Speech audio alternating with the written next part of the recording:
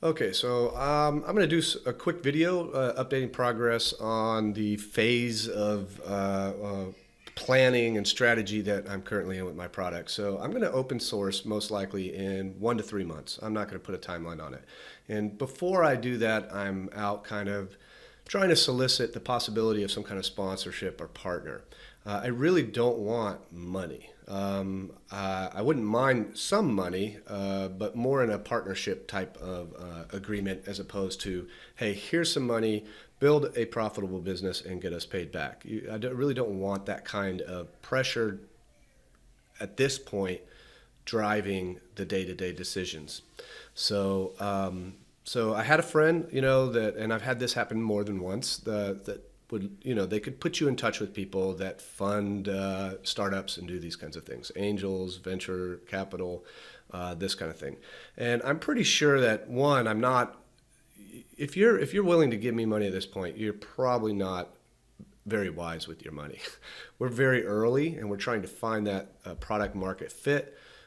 We're trying to figure out, who is willing to pay for this, in what way, and how are they going to use it. So that's kind of where we're at. So the strategy right now is to open source, which is actually another question that I could answer. But the strategy to open source, that gets you users. That does not get you customers. That gets you users. And from that user base, I'm hoping I can then find what Steve Blank calls early evangelists, people who love what you're doing and want to help you and work with you, and they will take some of that workload of development or building particular modules for particular applications so that you can go market that to the world, and then you can find people who are willing to pay for the product. So the last story I want to talk about is in Steve Blank's books, Four Steps to Epiphany. This is a great example, and this is reality in startup world. So you go to a bank and they've got a line, an hour long for people waiting to cash their checks. Now, you and I would never dream of doing that, but there was a day in history, way back in the world before ATMs and all that, that's kind of that's what would happen on payday. And someone comes to them with a software application that can reduce that to 10 minutes, that wait to 10 minutes, and says to the bank manager, I can solve all your problems. And the bank manager says, what problem? And he says, well, you've got all these people waiting out there, and I can reduce that to from 1 hour to 10 minutes. And the bank manager looks at him like, that's not a problem. Now you and I hear that and we think, well, we would never bank there, right? But that wasn't a problem that was being perceived at that time. And so that happens with technology products. I have solved a big problem, but that doesn't mean everybody sees it. And so you've got to take your product and you've got to figure out, where are people willing to give me money to support, to improve, to install, deploy, to do training for. And that's what I found. I found that when I have met with more traditional enterprise type people, that they are not interested in hearing, all the great things that can be done with the product. They're asking me personally, could you come and do this with the product? And if I did that, then I'd become a consultant. And so while it's tempting to go down that route at this point, I really need someone who's willing to pick up more workload. And so that's where we're at. So yesterday I started making contact with people.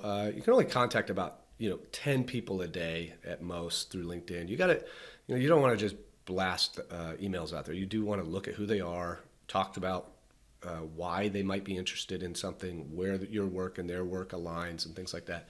And so it's a lot of work, but it was fairly encouraging. I've lined up some coffee with people and things like that, mostly local here.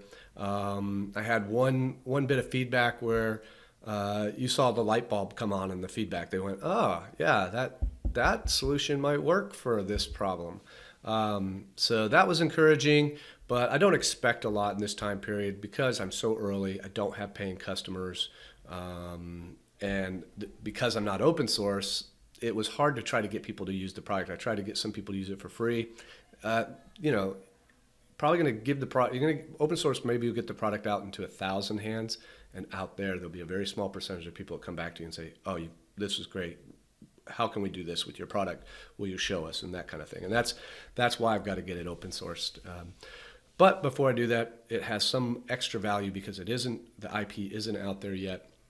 And I'm hoping that maybe that will generate some kind of interest. So I'll be reporting in here, and there in regards to the success. I'm going to try to make 400 to 600 contacts in the next couple months, and then I'm going to open source the product if that doesn't work out. And when you're doing this, you really don't want to have high expectations. If you're doing sales, if you're doing marketing, just expect that 99% of the people are not going to pay attention to what you're doing. They don't care.